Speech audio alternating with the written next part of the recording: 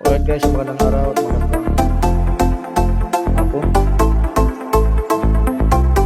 Panibagong reaction video tayo at Ben Tulfo pro Duterte. Hirap niyang basahin. Ang hirap niyang intindihin. Read my lips.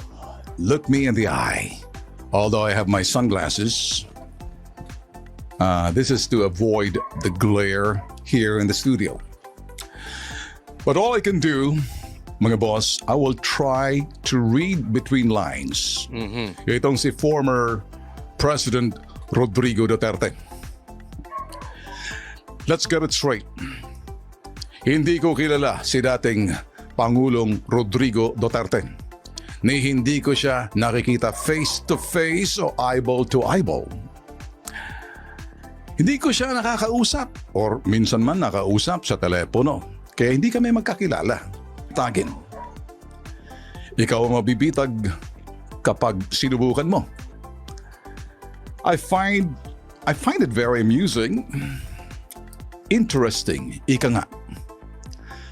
I'm fascinated by the way he plays around with words and he's having fun. Sometimes entertaining, sometimes confusing. Himayin natin.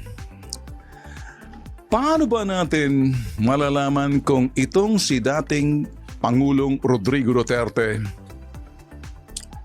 ay nagbibiro o hindi? Dapat ang gawin natin, patayin natin yung mga senador ngayon para mabakante. Yan, so sinabi na yan ni Duterte ay parang biro lang yan talaga. Joke lang. Sumakay naman sila. Sinabi na ganon, patayin mo na. Or papatayin o patayin ako ni Marcos yan. Ito yung mga sinasabi niyang sinusundan lang natin. Maawa ka naman sa akin, matanda na ako. Maraming na good time na media rito.